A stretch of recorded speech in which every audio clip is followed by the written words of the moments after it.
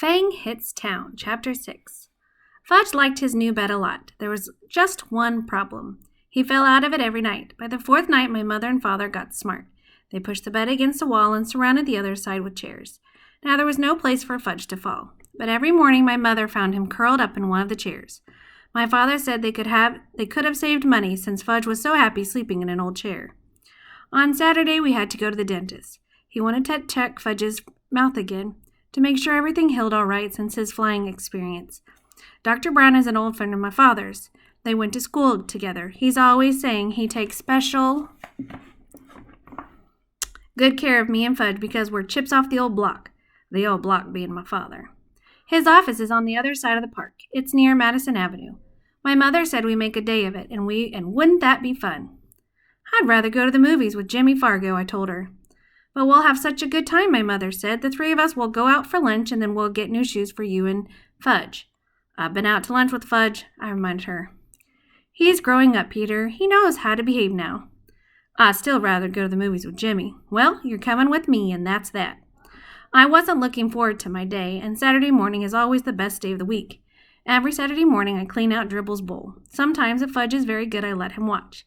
I do it in the bathroom. First, I take Dribble out of the bowl and let him crawl around in the tub. I'm afraid to put him down on the floor. Somebody might step on him, but in the tub, I know he's safe. Next, I take the rocks out of the bowl and wash them. The last thing I do is wash the bowl itself. I really scrub it. I even rinse it 2 or 3 times to make sure all the soap is out. When I'm done with that, I put the rocks back in and fill it with the right amount of water. After I put Dribble back in his bowl, I feed him. Usually he goes right to sleep on his favorite rock. I guess running around in the bathtub really makes my little turtle tired. Today I finished with Dribble just in time.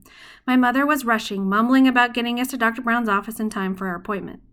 When we were outside, we took the crosstown bus, then walked a few blocks to his office. As soon as the nurse saw Fudge, she said, "How's my favorite patient?" She gave him a hug and a little book to read. To me, she said, "Good morning, Peter." It burns me up the way people treat Fudge. He's not so special. He's just little, that's all. But someday he's going to be 9 years old, too. I can't wait until he is. Then he'll know there's nothing so great about him after all. Soon the nurse said, "Fudge, Dr. Brown is ready for you. Come with me now." Fudge took her nurse's hand. Dr. Brown was there. Has this rule about mothers in the examining room with kids. They're not allowed. Mothers are a big problem, Dr. Brown told me once. I agreed. I looked through a National Geographic magazine while I waited. After a few minutes, the nurse came out and whispered something to my mother. I looked up wondering what the big secret was. When my mother said, "Peter, Dr. Brown said he would like you to help with Fudge." "Help him?" I said. "I'm no dentist."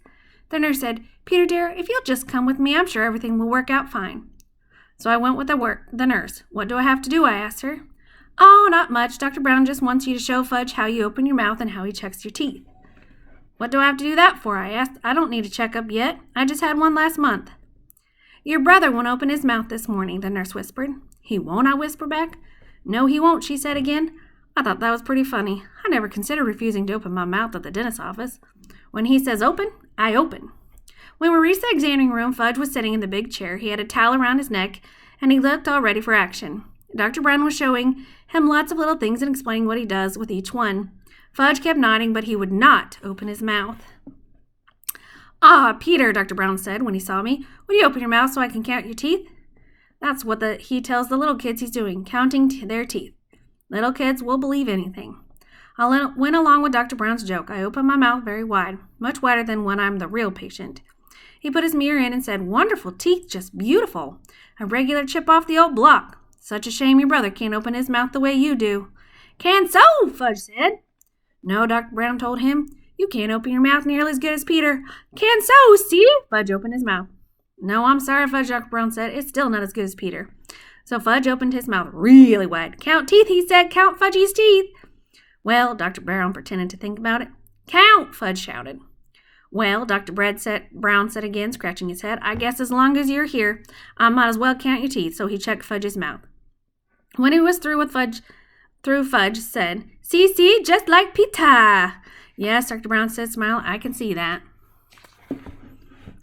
"You're just like Peter." He gave me a wink. I liked the way Dr. Brown tricked Fudge into opening his mouth, so when he was through examining him, I whispered, "Couldn't you make Fudge some false teeth until his grown-up ones come in?" No, he'll just have to wait, Dr. Brown said.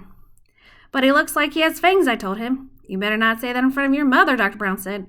I know, she's not a big fan on fangs. Dr. Brown thanked me for helping him. My mother made another appointment for Fudge. The nurse kissed my brother goodbye and we left. That wasn't so bad, was it, Peter? Said my mother. It could have been worse, I admitted. We headed for the Bloomingdales, where we got our shoes. There are 5 salesmen in the children's shoe department. 2 of them my mother doesn't like. She thinks they don't measure my feet carefully. That all they care about is selling shoes, even if they don't have the right size in stock. The other ones my mother thinks are okay. This one she likes a lot. His name is Mr. Berman. I like him too, because he's funny. Usually makes believe that the right shoes go on the left foot and that Fudge shoes are really for me. Anyways, when Mr. Brinman waits on us, buying shoes is almost fun.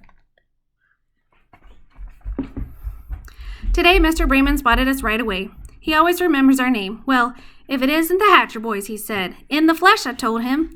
Fudge opened his mouth for Mr. Bremen. See, all gone. His teeth, my mother explained to Mr. Bremen. He knocked out his top 2 front teeth. Well, congratulations, Mr. Bremen said. That calls for a celebration. He reached into his jacket pocket and pulled out 2 lollipops. He handed one to me and one to Fudge. Oh, Fudge said, lolly. Mine was root beer flavored. I hate root beer, but I thank Mr. Bremen anyways. I'll save it for after lunch, I told him, handing it to my mother. She put it in her purse. Fudge got a lemon lolly. He ripped off the paper and started sucking right away. Now then, what'll it be, boys, Mr. Bremen said. Mother answered, brown and white saddles for Fudge and loafers for Peter. Okay, Peter, let's see how those feet have grown. I slipped out of my old shoes and stood up. I stuck my left foot into Mr. Bremen's foot measure. Then he turned around and I put my right foot in. That's another reason why my mother thinks Mr. Bremen is good at selling shoes. He measures both feet. Some other salesmen only measure one. My mother says feet can be different sizes, even on the same person. It is important to make sure the size fits the biggest foot. What color loafers, Peter? Mr. Bremen said. Brown, I said, same as my old ones. When Mr. Bremen went into the back to look for shoes for me and my mother noticed a hole in the toe of my sock. Oh, Peter, why didn't you tell me you had a hole in your sock? I didn't know I had one, I said. Oh, I'm so embarrassed. It's my sock, Mom. Why should you be embarrassed, I asked. Well, it looks terrible. I mean, to come shopping for shoes with a hole in your sock. That's just awful. Can't you hide it a little? Where should I hide it? Try to get the hole in between your toes so it doesn't show, my mother said. I wiggled my socks around, trying to rearrange my hole. My mother sure worries about the silliest things. Mr. Berman came out with 2 pairs of loafers. He liked to try different sizes to make sure I'm getting the right one. One pair was much too big, and the other pair fit fine. Wear a wrap, Mr. Berman asked my mother. Wrap, please, she said. We'll wear the old ones home. I've never been allowed to wear new shoes home from the store. Don't ask me why, but my mother always has the new pair wrapped up, and I can't wear them until the next day. When I finished, Mr. Berman untied Fudge's shoes and measured his feet. Brown and white saddle shoes, my mother reminded him. Mr. Berman went into the back and returned with 2 shoe boxes. But when he opened the first box and Fudge saw the saddle shoes, he said, No! No what? My mother asked. No shoes, Fudge said. He started kicking his feet. Don't be silly, Fudgy. You need new shoes, my mother told him. No, no, no, he hollered. Everybody in the shoe department looked over at us.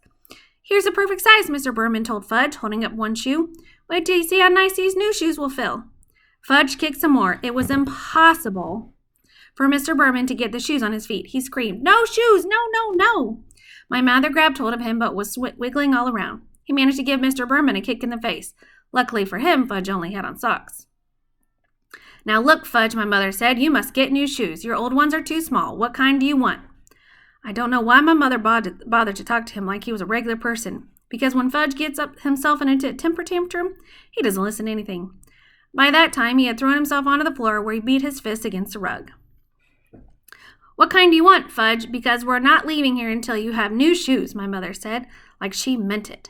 I figured we'd both be there for the rest of the day, or maybe the week. How could my mother have been so embarrassed over a little hole in my sock, and then act like nothing much was happening when her other son was on the floor yelling and screaming and carrying on? I'm going to count to 3, my mother told Fudge, and then I want you to tell me which shoes you want. Ready? 1, 2, 3. Fudge sat up. Like Peter's, he said. I smiled. I guess the kid really looks up to me. He even wants to wear the same kind of shoes. But everybody knows you can't buy loafers for such a little guy. They don't come in your size, Mr. Berman told Fudge. Yes, yes, yes, like Peter, Fudge hollered. Mr. Berman held up his hand and looked at my mother as if to say, I give up. But my mother said, I have an idea. She motioned for me and Mr. Berman to come closer. I had the feeling I wasn't going to like her idea, but I listened anyways. I think we'll have to play a little joke on Fudge, she said. What do you mean? I asked. Well, suppose Mr. Berman brings out a pair of saddle shoes in your size, and, oh no, I said, you're not going to give me to wear saddle shoes. Never. Let me finish, my mother said. Mr. Berman can bring them out, and you can try them on, and then Fudge will think that that's what you're getting. But when we leave, we'll take the loafers. That's mean, I said. We're taking advantage of him. Since when do you worry about that? My mother asked. Since now, I told her. Look, Peter, my mother said, checking her watch. It's 12 o'clock. I'm starved. Me too, I said. Well, then if you ever want to get some lunch, let's try my idea. Okay, I said. I sat back in my chair while Mr. Berman hurried to the stockroom again. Fudge looked up at me with his position on the floor. Like Pete does, he said. Yeah, sure, Fudge, I told him. Mr. Berman came back with a pair of brown and white saddle shoes in my size. I tried them on. Did they look ugly? See Peter's nice saddle shoes, my mother said. Now Fudge tries on his nice saddle shoes. Fudge let Mr. Berman get him into the new pair of shoes. See, he said, see, like Pete does. He held up a foot. That's right, Fudge, I said, just like mine. You sure can fool little kids easily. Wear a wrap, Mr. Berman asked my mother, while Fudge walked around in his new shoes. Wrap, of course, she said. I wondered what my mother would tell Fudge tomorrow when I wore my new loafers. Oh, well, that really wasn't my worry. It was her idea. When Fudge was back in his old shoes and our package was ready, Mr. Berman gave my brother a striped balloon. He offered me one, too. I refused. How could he think a person in 4th grade might want a shoe store balloon? That wasn't so terrible, was it, Peter? My mother said as we left the store. It wasn't? I asked. Well, it could have been worse, Mother said. I suppose, I answered. We went to Hamburger Haven for lunch. We sat in a booth. Fudge tossed his balloon around while my mother ordered for him, and then for herself.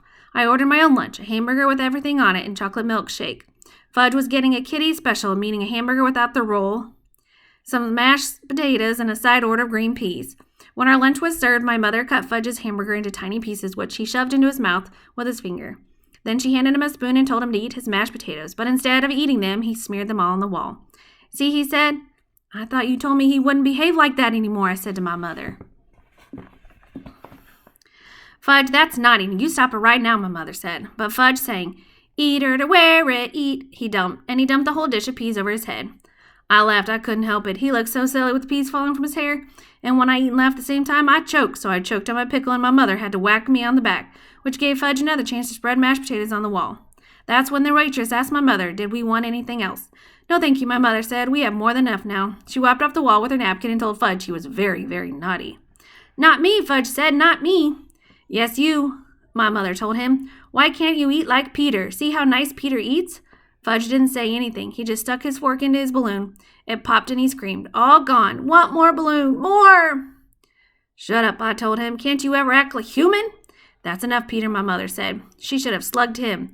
That would teach that brother of mine how to behave in Hamburger Haven. We took a cab home. Fudge fell asleep on the way. He had fingers in his mouth and made his slurping noise. My mother whispered to me, our day wasn't that bad, was it, Peter? I didn't answer. I just looked out the taxi window and decided that I would never spend a day with Farley Drexel Hatcher again.